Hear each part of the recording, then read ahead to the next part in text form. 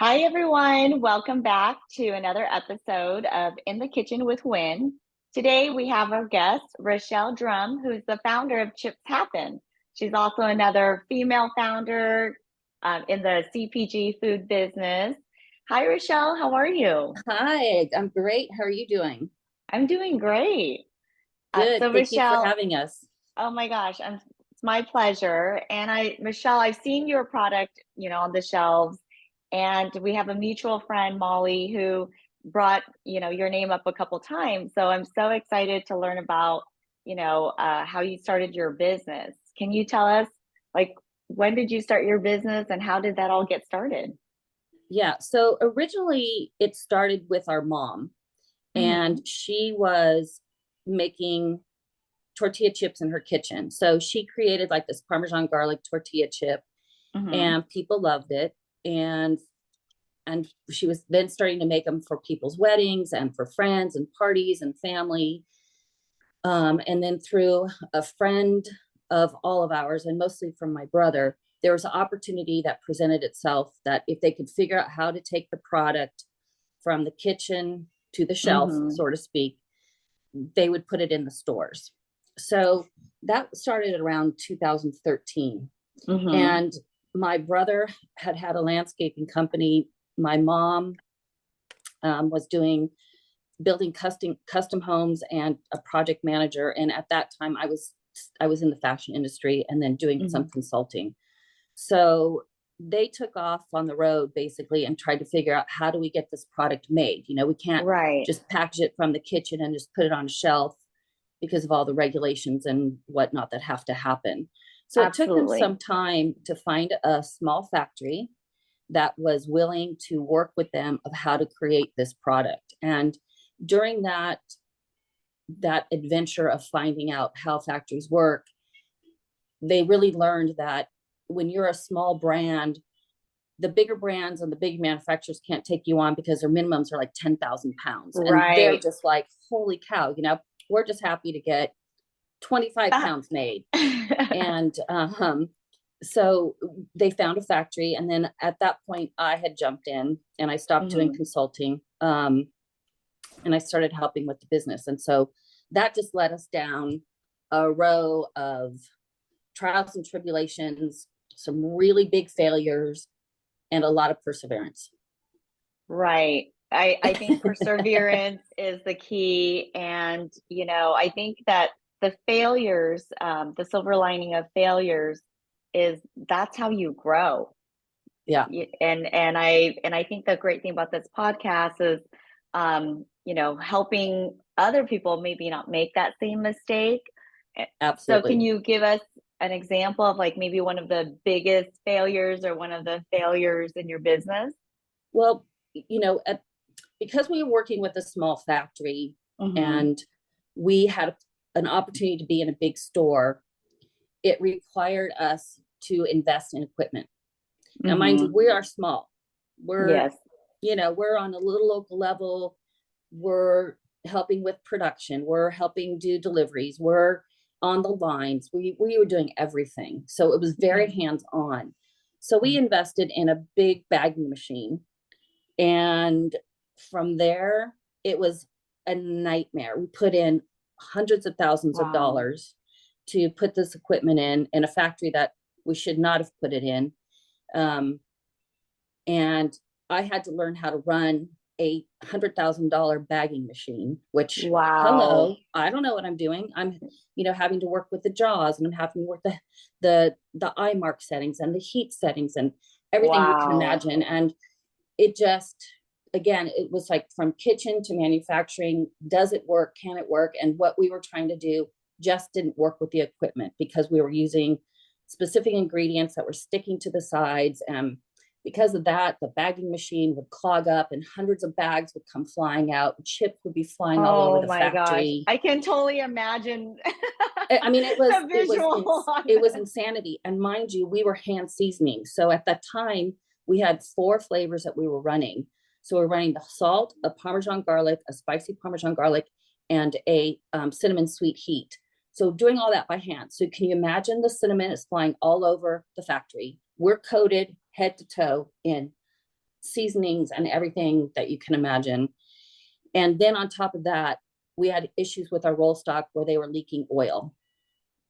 So I can relate with that. It was I can relate with the that. next. Yeah, it was one thing after the next, and not really understanding, I think, the flow of manufacturing and equipment when you're on a big line taught us a lot. So from there, we ended up taking a step back, getting rid of the equipment, and we basically started over because we believed we had something that we could grow, and we were super passionate about it and very driven. And we thought, okay, let's just bring it down, just get rid of everything. So we sold all the equipment. Wow. We took a big step backwards because we went from basically 10 stores to 500 in like that. Wow. And how did you get from 10 to 500? Because we landed 2 big anchors at a time. And then we were growing our local business. So in a very fast, short time, it was 500 stores, not really having our arms around the business and the manufacturing part. So we had to just take a step back, but we weren't going to give up. It was like, okay, let's keep going. So my brother and I decided to go back to like a clear bag, and we would spend time putting on the clear stickers or pink stickers on the bag. And we would start with 100 pounds. So we'd get up at 3 a.m. We'd get to the factory. We would help run the line. So I learned how to feed the tortillas, how to, you bag and weigh and box and sticker, load our cars, come back down to San Diego, spend the next 3 or 4 days delivering, and then repeat the cycle once or twice a week. Gosh. And that's how we started to grow the business. And then on top of it, we had just so much amazing local support from San Diego, from not only the independent stores, but from the San Diegans that have believed in the product and have stuck with us through all of these ups and downs. And so, it was interesting to see, like, once we started to just go slower and steady, slow and steady, build the business back up. Our 100 pounds that we were running turned into 250. The 250 turned into 500. The 500 turned into 1,000. Then we're running 2,000 pounds. Wow. Then we start outgrowing it. So, now we're working with a co-packer, and we run between 20 and 40,000 pounds at a time. Oh my gosh. So that is amazing. And that's like a condensed version of absolutely really what happened. But that's been, if you think about, if we started 2013, we're almost 10 years into this with stops and starts for sure, because we had, things happen with co-packers. Yes.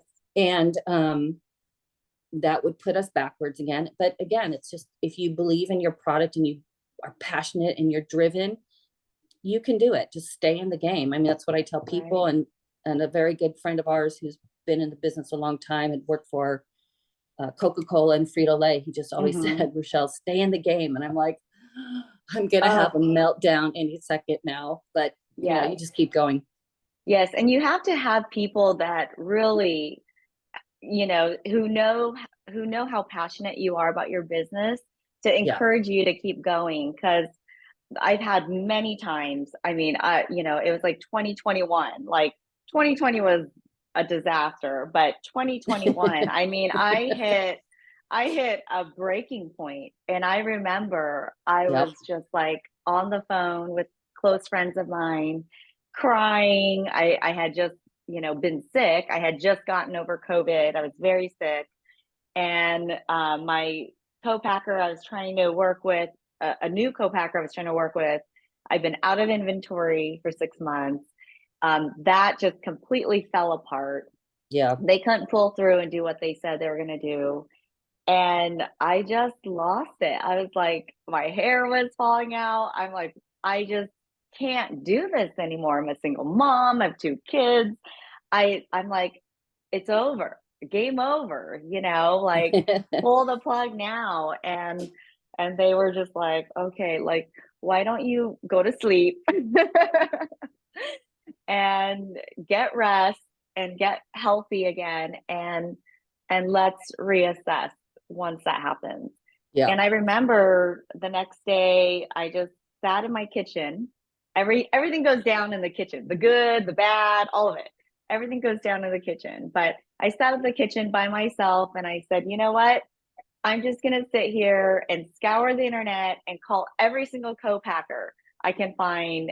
And I found my co-packer, and less than 2 months later, they were able to produce product for me, Yeah, that's which was awesome. it's insane. But yeah, I mean, it's a tough business, and I love that. I think everyone needs someone to help them move I'm all for, forward, pulling people up the mountain because we have met, okay, we've met some not so great people. I mean, let's just be right? honest, that Absolutely. happens in business, and Absolutely. you become a little bit wiser as you go and you're learning and you're like, oh no, this person is not going Hmm. to be the fit for us. But Yes, I believe in pulling people up the mountain. I agree. And complimenting people and not tearing them down, because we all have a journey and nobody knows Hmm. our story. Right. So I always Right. try to, look for the positive and help somebody and have a kind heart. Yeah, I agree. And then I love that's how I live, and I love connecting with people. Yeah. That's what feeds me. But circling back to what you mentioned about, your big learning lesson, can you tell me about, growing too fast? Because Hmm. sometimes, I'll speak with brokers or whatnot, and they're like, we can, for X amount retainer, we can submit you to this nationally, and East Coast and West Coast and Midwest. And I'm always afraid of growing too fast because I feel like you have to balance between, the operation side with the growth side. Like you mentioned, you went from 15 stores to 500. Yeah. And I would never recommend that to anybody unless you have like deep pockets and you have a lot of capital to support that Mm-hmm. growth and you're willing to dive in that fast. Mm-hmm. Absolutely go for it. And there's brands that have been very successful doing that, and Right. great for them. But I would say as a small brand, the scaling up part, you get to a level, and that's where we've been, Mm-hmm. where we're like, okay, we've gotten to this point and now we have to hit that next level. How do we do it? And Mm-hmm. we're now in the process of working with a national broker. Mm-hmm. However, because of all of our phenomenal lessons that we've learned, you have to learn to say no to Yes. certain deals. You have Mm-hmm. to just, the thing is, it's like you're small and you've been working hard and it's blood, sweat, and tears, and you're just looking for that break. Right. But the reality is, you don't want to break yourself financially by No. grabbing the wrong opportunities. So you have to pay attention, and that's what we're doing now. So we have opened up 5 points of distribution right now that are just Wow. starting. Mm-hmm. This is a big step for us because we've had our local person and one other point, and now we're opening up 3 or 4 more. Mm-hmm. And that's through working again with a broker, but we're also listening to what they're saying. And we've really learned about the accounts that you want to go with first, which they're considered your first movers, Mm-hmm. where they're your smaller independents, and you're not getting yourself into a 300, 400, 500 store chain where you're having Right. to do a free fill. You have Yeah. to spend, so a free fill for us is very, very expensive because it's a case, which is Yes. 12, and then you have 4 SKUs. And then Yes. if you whatever you have to fill times 500 stores, the amount of product they have to order would be phenomenal. And as a new brand, you have Right. to figure out what risks you want to take. Right. So this will be a trying year for us for 2023 with scaling up. And there's a lot of really great accounts that loving the brand. They love the packaging, they love the product. Mm-hmm. So we'll see. But I Yeah. caution people, like, get your local business going, get your Yes. community behind you, really have those reorders coming in, know that Mm-hmm. you have that following, because the word of mouth starts to happen too. Yes. And then it's like you find your Chipz at parties, and then you're like, oh my God, now I showed up on this golf course, I've showed up here, or somebody brought Right. me here, and you're like, wow, this is super cool. Look at all this support that we're getting that we don't even know that we're getting. So Mm-hmm. start slow. Yeah. No, it's exciting. I had a friend of mine tell me he went on a business lunch, and so he's like, oh, these people are foodies and entrepreneurs. So he ran over to Seaside Market and grabbed a couple of my sauces. And when he gave it to them, it was a really cool story. He said that one of the ladies looked at it and said, oh, I've seen this brand. I recognized it, Erewhon. And I was like, oh my gosh, you have Yep. to celebrate those small moments because, Yep. I starting this from my kitchen, hand bottling it just for my neighbors for fun and my tennis team to being recognized on the shelf from people I don't know. It's really exciting. It Um, is. It's exciting when people say your yeah. brand and you're looking at them going, oh, well, that's my brand. And they're like, oh, well, and it's funny when people like want to shake our hands and I'm like, okay, it's a tortilla chip. I mean, you know, but I'm People grateful are for that. I'm serious about their super, tortilla super chips. grateful for it. Believe me. So So, and how did you come up with the name Chipz Happen? my, my brother's wife, my sister-in-law is um, a producer. She does a lot of big commercials and stuff like that. And she knew of a marketing branding team and they came together with a list of names. And Mm-hmm. then my niece looked at the list and said, Chipz Happen, that's the one. Oh, I love And it. mind you, she was probably 11 or 12 at the time. Wow. So that's how that evolved. That's awesome. Yeah. I mean, and kids will tell you the truth, right? Oh And yeah. it's catchy. I think it's catchy, it's cute, and I love the packaging and the colors. It does really pop out. Like when I see it, even before knowing you or hearing about you, uh, I would recognize it on the shelf, in a sea of chips, right? Yeah. The We are color definitely in a really very, helped. yeah, we're in a, a very competitive landscape, but my brother and I talk about that all the time. At Hmm. what point is there not a competitive landscape? Because when you look at beef jerky, you look at potato chips, you look Right. at the yogurt aisles now, and I'm like, okay, there's like 50 yogurt brands. Which one am I supposed to buy? There's just And certain the categories where beverages. they're competitive. Right. So you have to be different, and that's why we went with the really bright colors, and it's really more of a lifestyle brand. Um, and as we get the marketing going and the social media building, they'll see, what San Diego style is. But we really say it's sunshine in a bag. Um, because I love it. not everybody lives in San Diego, but here's a Hmm. bit of our sunshine because literally, except these last few days, we have incredible weather and a incredible city to live in that offers you everything from snow to water to mountains to hiking to anything you want to do. So it's pretty Right. amazing. Mm-hmm. It is amazing. I mean, I moved here from Northern California 20 something years ago for Yeah. college and can't leave, never left. Um, I love it. So tell me a little bit about, so is your business still mostly family run or have you hired on, do you have employees? No, it's just myself, my brother, and my mom. Wow. And my mom is 81 Oh my gosh. and she's still working. And she definitely likes to rule the roost, so to speak. But at some point we will either contract more out or Hmm. hire in, because if the scaling up is as successful as we think it's going to be, it will require some expertise to come in and help us. Right. And have you guys raised any capital or gone any venture capitalist route? We have not. Um, it's something that we're looking at, but we're trying to hold tight as much as we can Hmm. before we go that route, because Right. we're small but we're growing, so it'd be more Hmm. like angel investors. And we just have to be careful on the steps you take when you start bringing Absolutely.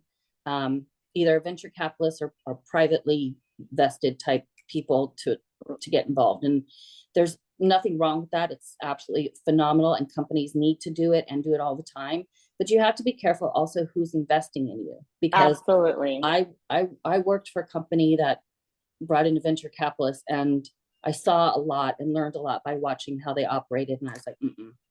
Mm-mm. So, Mhm. but it is a positive step to take. Absolutely. That's wonderful. And so what would you say, I know 2023, what are your goals? Like, I know it's like you're big, you said that you're in 5 different distribution centers Yeah. now. Like, what is the number? What is the big goal? our goal is to hit between 1,000 and 1,500 stores, which is a big jump, but the distribution centers are across the nation. So it allows us to go from California to New York, Florida, Texas, Ohio, you know, and that starts to position the brand. And that's when the branding really becomes incredibly important, because you're now going into states that they don't care who you are, you know? Right. So we have to attract them through the bright packaging, through the products, through the demos, through whatever promotional we need to do to get that traction going.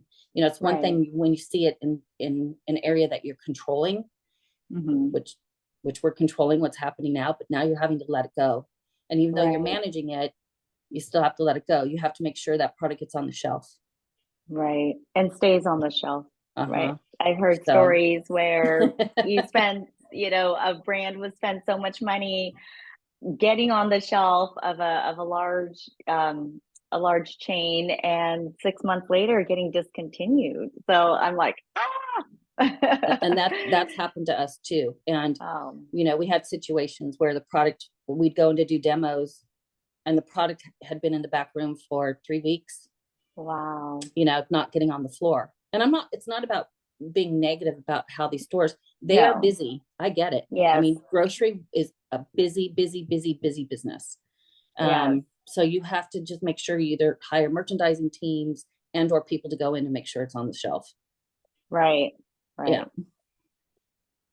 Yeah, especially when you're in 1,000 to 1,500 stores. You know, I'm always like, every time I'm in an area, I swing by, check inventory, and I have like a group of other founders that's in San Diego, and we always like send each other photos and stuff just to make sure everyone feels good. Like, oh, okay, it's fully stocked, or it's still there, nothing's running out. Okay, wonderful. And so, what would you say your biggest advice for someone that's like looking to start a business or looking to join the world of consumer product goods like us? The one thing I have learned is patience. It takes a lot of patience, because number one, you have to make sure you are super ready to be on those shelves, that you've worked out the horrific manufacturing details and packaging details before you start to grow. Because as you grow, you're now working with the big guys. They do not have time, and they will fine you for every little thing, and that's their job. That's how they do business. That's how they make their money, and you have to be ready. So I think, you know, the slow and steady is really important, and having a lot of patience, because it may take you 2 or 3 years to get into a store, and that's okay. And you have to get used to the word no, and don't take it personal, because if you are passionate about what you're doing and you are driven, it will happen. Just be patient, because sometimes the divine timing isn't right. And you just have to let it go. And that was a really hard thing for me to learn. Like, I took it so personal all the time. I would just like cry, like, what's wrong with our product? I've been working so hard, you know. And now I just go, okay, that's cool, you know. It's just not a fit right now. I'm going to keep going, and I'm going to go to the next account and to the next account. And then you get the yeses. And then you start going, okay, now we're on a roll. Yeah. No, that's, you know, I think I needed to really hear that, because I'm not known for being a patient person. And my friends call me the Tasmanian devil. Like when I make up my mind, I'm just like, I just want everything done. And I started this, I was able to launch it, I would say September 2019. That was my first batch that was, you know, legitimate, that I could pitch to a market from a co-packer. And there's been so many starts and stops. You know, it's like now I'm like, oh my gosh, I'm going up to 2023. But during all this time, I've had to, you know, have another job and take care of, you know, learn this business, because I didn't come from a food business at all. Never been trained as a chef, never. I'm just like your regular home cook that I love to cook, I love to entertain. And I just kind of stumbled upon this business because I had to resolve my own problem. of not, you know, of a clean ingredient Asian sauce. So it sometimes I get so impatient. I'm like, oh my gosh, you hear about it on LinkedIn. How did this person just start last year or 2 years ago? And now they have Yeah. like $3 million in revenue a year. Like, how did they do it? I'm going to say those are far and few in between because it does take patience. And, you know, when I worked in the fashion industry and I had an incredible career, but I was known for not having patience because I move very fast and my brain Right. moves very fast. And Yes. I see things and I'm like, okay, I have to go do it. I have to go do it right now. Like, I can't wait 1 second. I've had to learn to pull myself back. And that has been very hard. And then I have to keep my expectations in check because mine are very high of myself. Right. So I expect everything around me to have the same level. It doesn't work that way. Right. So, you know, I understand what you're saying with how do these companies do it. And there definitely are some, but you have to remember capital has a lot to do with your growth and how fast you can grow. Absolutely. Like I've gotten quotes for PR and I probably choked. I'm like, oh my gosh, like, you know, I'm like, okay, I can't even stay in business if I hire someone to help me write a PR article But you for know what? that amount of There's money. so many great people and I have some good connections. And one other things I've learned from other people in business is reach out to your universities and your colleges for internships Okay. because they definitely play a role. I know we're reaching out to culinary schools for a program that we want to implement. Wow.